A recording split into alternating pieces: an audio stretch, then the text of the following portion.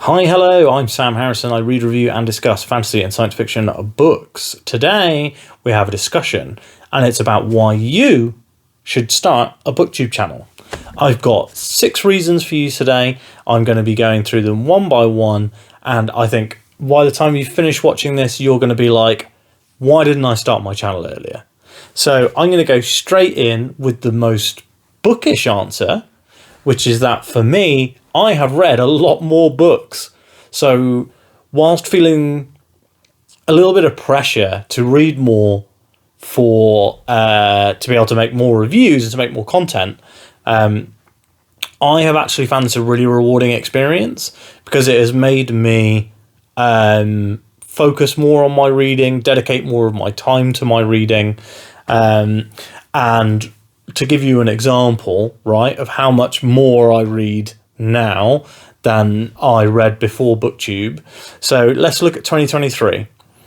January to August, which is when I started the channel, I read 20 books. August to December, the last 4 months of the year, I read 32 books. And honestly, I probably could have read more because there were, in September, I was very distracted by a brand new video game, and it was kind of around mid-September that I started taking Booktube more seriously, and I started my weekly upload schedule, where I was putting up 5 videos a week once every weekday. Currently, that's what's feasible for me with my family life, the amount of books that I read, and the amount of kind of video ideas and collaboration ideas I have.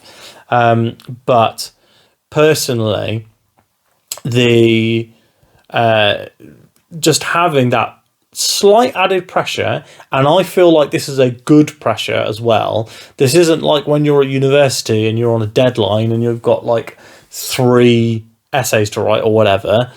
All of the things that I'm doing are fun. So making the videos is fun, reading the books is fun, and the things that I don't find all that fun, which I would say is probably the editing of the videos.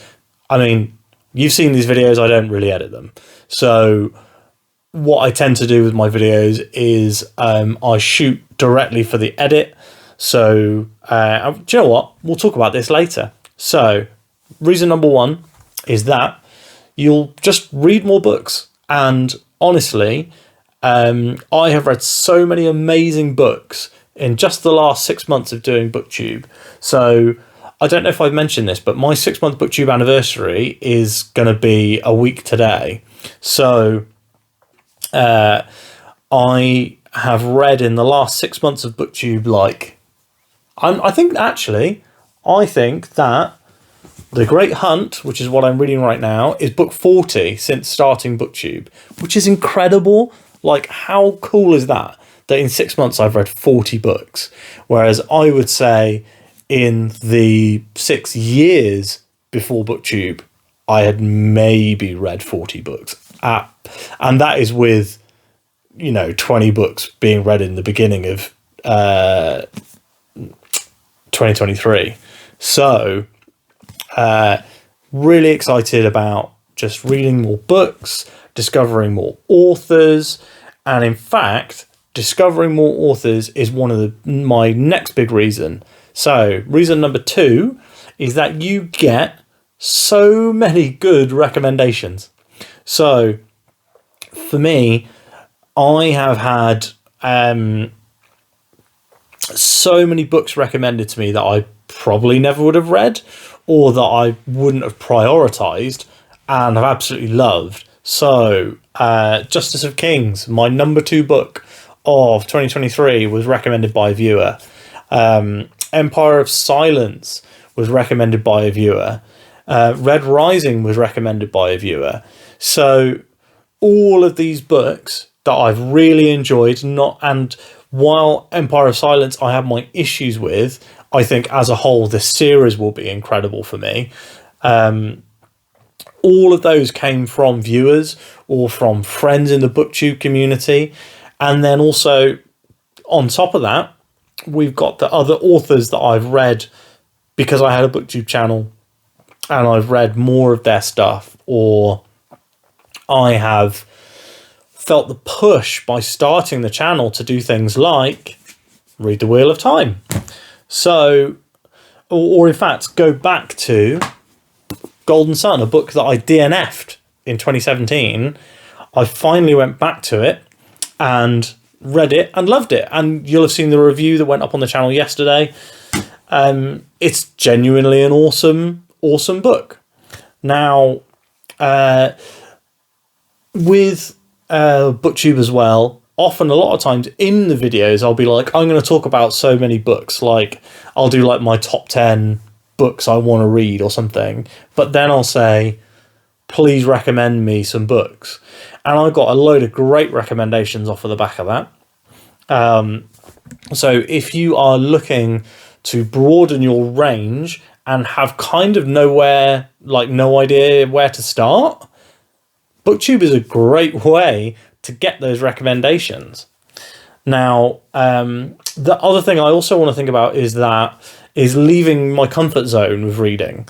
So when I started Booktube, I pretty much just read fantasy, and pre to Booktube, I'd really only read a few things. So I'd read the whole of the Cosmere, I'd read all of the Dresden Files, I had read the Greenbone Saga, and I had read the entirety of The Bound and the Broken that was out by Ryan Carhill. And I was spurred on to create the channel because I was like, I should create the channel so that when I read The Ice, which is his new novella, I can talk to people in the community about it. And I don't really like using Reddit, which is, I know, a big place for discussion on fantasy, and none of my friends read fantasy. So I was like, that was kind of the inspiration for starting the channel. And so, but leaving my comfort zone, so being able to go like, right, I'm going to read Sanderson's sci-fi. I'm going to read Stephen King's crime thrillers. And these are the books that I never would have picked up in the past. But because I had the channel, I picked those up. I challenged myself. I left my comfort zone of 700-page fantasy books, and I went into some shorter stuff. I went into some crime stuff, or like urban fantasy, supernatural horror adjacent stuff. And I never, ever, if you'd said to me that my number 2 book of 2023 was going to have significant horror elements, I would have laughed you out of the door before starting Booktube. But now, my number 1 book of 2024 could be an out-and-out horror. And I'm not a horror guy. I don't watch horror movies, I don't play horror games, but horror in books I have found really, really fantastic. And I never, ever would have tried that if it hadn't been for having a Booktube channel and wanting to vary my content. And also wanting to push myself there as well. And having that public accountability for pushing myself has been something that I've really, really enjoyed. And it's really helped, honestly. I'm one of those people who does need to be held accountable by kind of an external force.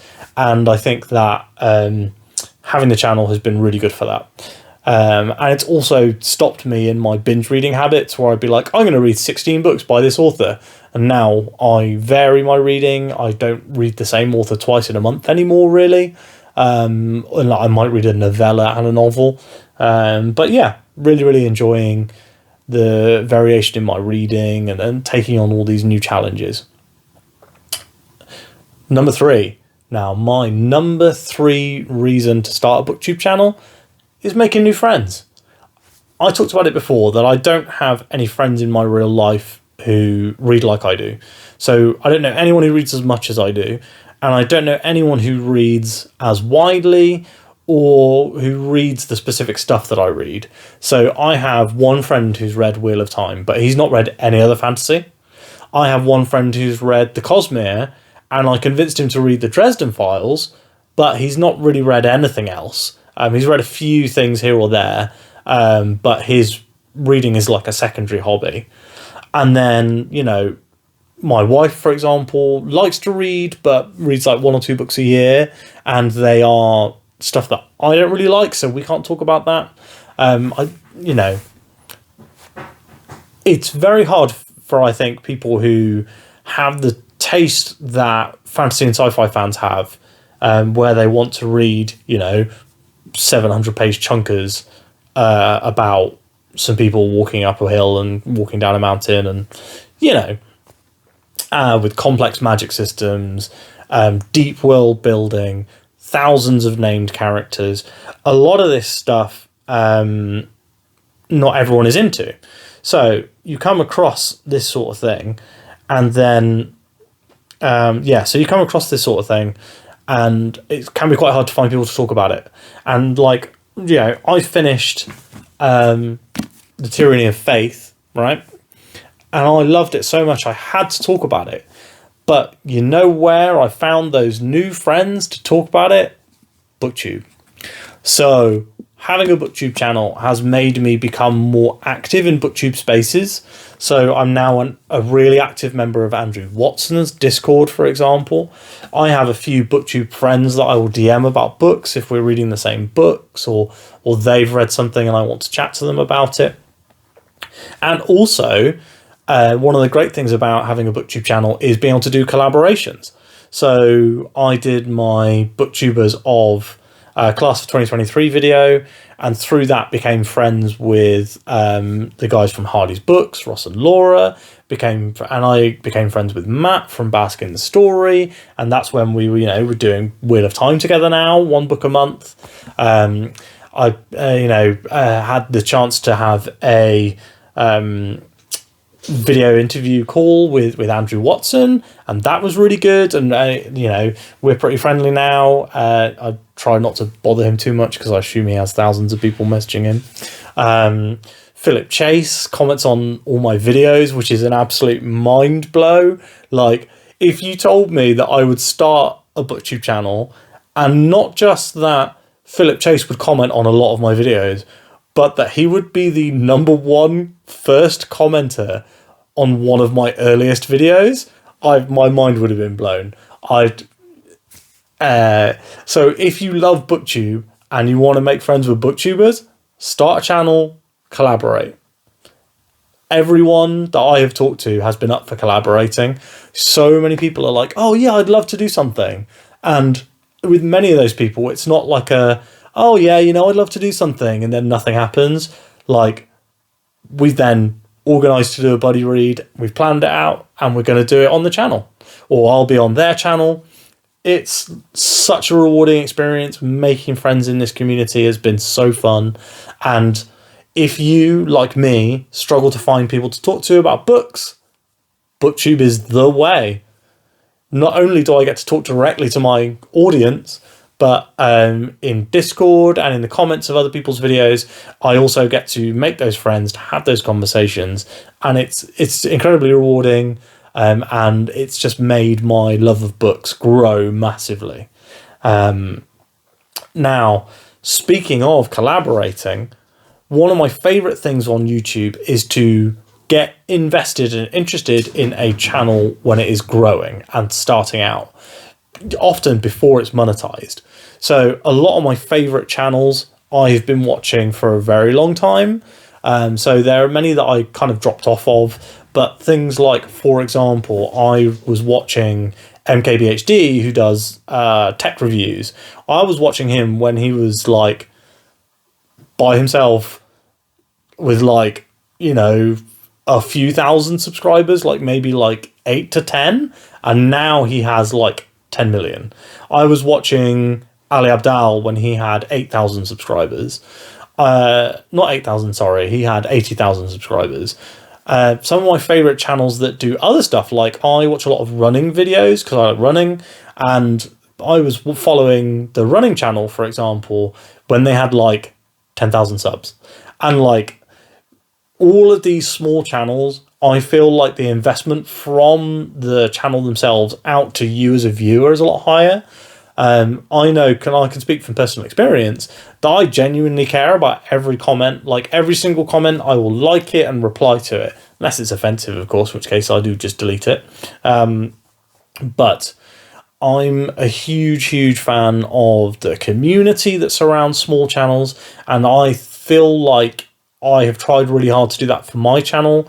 And discovering new small channels is the and, you know, collaborating and working together and doing things like buddy reads and commenting on each other's videos is like one of the best ways to help your channel grow. And it also, you know, it's a coincidence, I guess, or it's probably not a coincidence, but also I find that so much fun. Like, I love getting invested into a small channel, watching it grow, watching all of their videos. Like, some of my favorite Booktube channels before starting Booktube were like Matt's Fantasy Book Reviews with 20k subs, Philip Chase with 30k subs, Daniel Green with like 500,000 subs. And now my favorite Booktube channels are like Bask in the Story with 600 subs, Bookstalgic with 700. You know, like, all of my favorite channels are like really small. They have great community engagement, and we all, you know, we're part of the kind of a small little community where we comment on each other's stuff, and it's just really, really fun. And I've learned so much about Booktube and about books from those people, and chatting with them in the comments is always fun and rewarding. And if you have a small channel and you would like to appear on my channel as a collaboration, just hit me up. Like, my email is in my bio thing. You can also DM me or tweet at me, or literally there's so many ways to contact me. And I'm always up for collaborating and doing something. So please do get in touch. And it's just, you know, finding these new channels and helping people growing with people. It's so good. And if you start doing it, I'm sure you'll see that these smaller channels that, you know, under 1,000 subs, under 2,000 subs, you'll see that they're like just so much fun. And I feel like you get a lot more out of them. I still watch the big guys, but I don't watch every video anymore. I watch the ones that I'm most interested in. Whereas my favorite small channels, I watch every single video, and sometimes I watch them more than once. If I watch something and go, oh wait, what was that book they were talking about? And I'll go back and rewatch the entire thing. So really recommend it. Reason number 5, and this is one that might be a little controversial, but I'm going to tell you now, starting a Booktube channel is essentially free, and it's really easy to do. If you have a phone, which I would say you probably do if you're watching this video, because you're probably watching it on a phone, you can start a YouTube channel. So I started my channel with just my phone. I sat at my desk over there, which is what I now call, you know, the productivity zone, if I'm going to do a video call or tier ranking or something like that. But I would sit over at my desk. I would pile books in 2 piles on the desk, and I would have one pile higher than the other, and I would just rest my phone against it. And that is how I started recording my videos. And I did that for about a month. I then decided that I wanted to do them from the sofa. So I was like, right, how am I going to do that? And I eventually settled on buying a £10 tripod from Amazon, which I'm still using to this day. I then wanted to upgrade the sound quality, and this is where the cost does come in.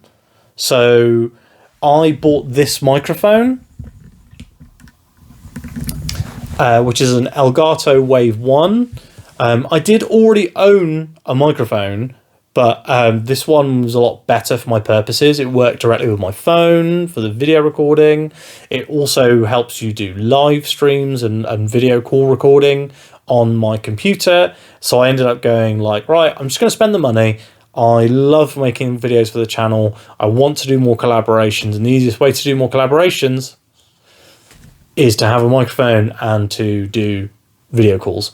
So what I did was I went out and picked up this microphone. It was £58 secondhand, so not dirt cheap, but I would bet you that there are cheaper options.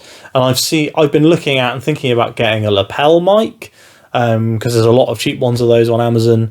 But for the time being, I think this microphone's fantastic. I can use it for multiple purposes. Yes, it was expensive, but if I decide I want to stop doing the channel, I won't regret that expenditure for the time that I have enjoyed doing the channel, and I can always sell it on the secondary market. So I said that making these videos is essentially free, and then I've reeled off a load of things that I've bought. I also have bought and I paid for Canva Premium. I would never have thought to buy Canva Premium, but my work uses it, and I've just realised it's so much easier, and you can get a lot better cutting around people. So removing of backgrounds is basically better on Canva Premium than anywhere else. So I was like, do you know what? I'm making 5 thumbnails a week. I'm going to get Canva Premium. And I honestly have found that has been a really good use of my money. You can get some like mad free trials for it, like 3 months, 6 months, etc. So if you want to trial that out when you start your channel, you can. However, I did do the first 4 months of the channel without paying for Canva. So if you want to wait and see whether people like your stuff before you spend a penny, you absolutely can do that. So none of the expenses, none of the things that I've bought were necessary, and I got my first 100 subscribers without anything except for my £10 tripod. So if you have a phone and you're willing to balance it on a load of books, or if you have a phone and you're willing to buy a £10 tripod, you can start a Booktube channel. Editing can be done on your phone. It's very easy to do phone video editing. Gus, you're in the way. There's a microphone here now. You can't just jump up. Cats, no respect for your time. Free and easy. So video editing can be done freely and easily on your phone. If you are starting your channel, my biggest recommendation is to do what I did when I started the channel, which is turn the camera on, talk about books, turn the camera off, chop the beginning and the end of the video. Don't worry about your ums, your ahs, your pauses. Don't worry about if you need to have a drink because your throat's dry. People don't care about whether you're umming and ahhing. Umming and ahhing makes you more realistic, it makes you more natural. And like, if you watch someone like Mike's Book Reviews, for example, he kind of sounds like a radio presenter, but he'd been doing podcasting for a decade. He's been doing Booktube for 5 years. If you go back and watch his early videos, the quality is nowhere near the same. So just get yourself a phone, chop the beginning and the end off your video and upload it straight to YouTube. Don't even think about it. Just record some videos and upload them. My number one recommendation is to make a schedule. So having regular uploads and a schedule, I noticed that as soon as I started doing that, my subscriber numbers were going from like 2 or 3 a week to like 10 to 15 a week. And this is very, very early in the channel. Whereas now I get like 30 to 40 in a week. So having that schedule, I think, is really important for YouTube to trust you, to recommend you to people.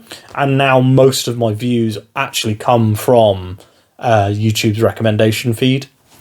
So that's kind of the thing that I would say is do it cheap, do it free, just be consistent.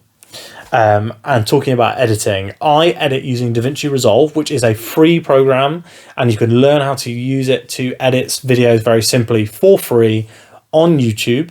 How I did learn as part of my job. However, it is genuinely so easy. You literally are taking the scissors tool, cutting off the beginning, cutting off the end. That's all there is to it.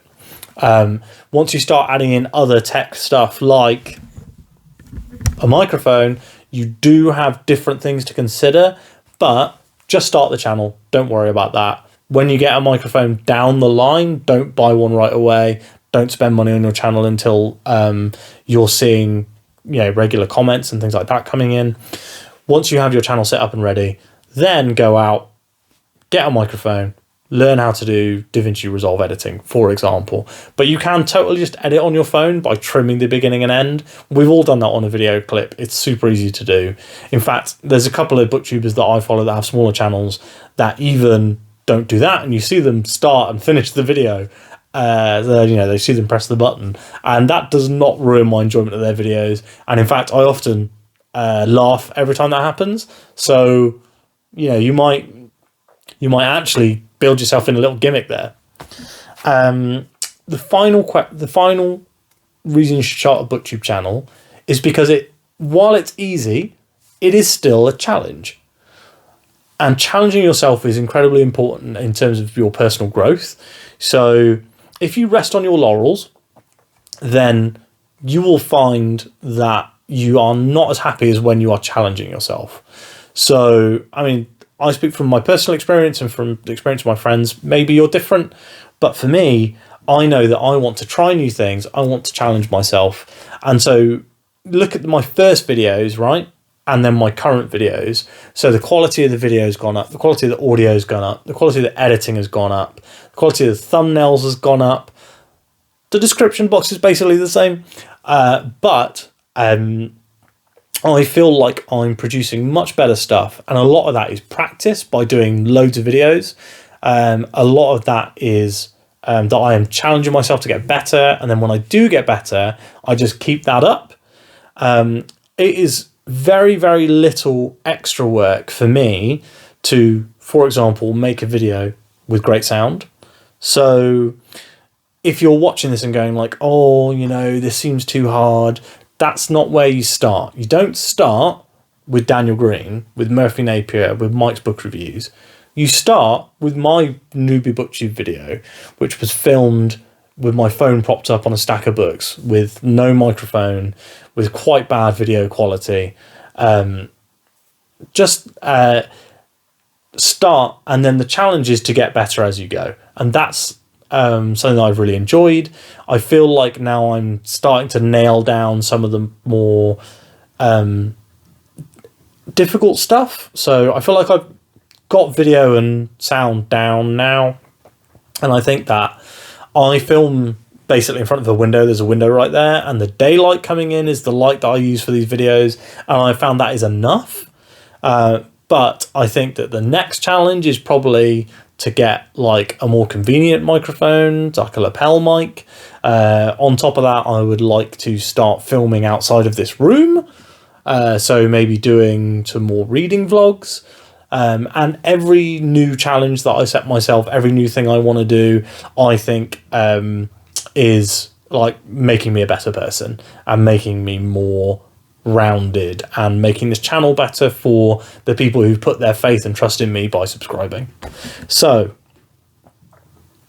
all of that to say, I've now been on Booktube almost 6 months. Those are my 6 reasons to start a Booktube channel. And if you have enjoyed this video, please do subscribe to my channel. I will ramble at you about books as well as about Booktube. Every single week I do a weekly recap where I go over how my channel is performing, so stats, videos, as well as the books I'm reading, of course. So if you are interested in the back end of Booktube, then come and see me every single week and I'll chat your ear off about it. If you're interested in a more in-depth guide about how I film my videos and all that sort of stuff, please do let me know. It's not something I'm against doing, so I can explain the whole process of how I make the video, how I edit it, all this sort of jazz. So if you're interested in that, let me know in the comments. And please do subscribe to see more of my videos and join the community and chat about the books that we're reading together. Thanks so much for watching, and I will speak to you tomorrow.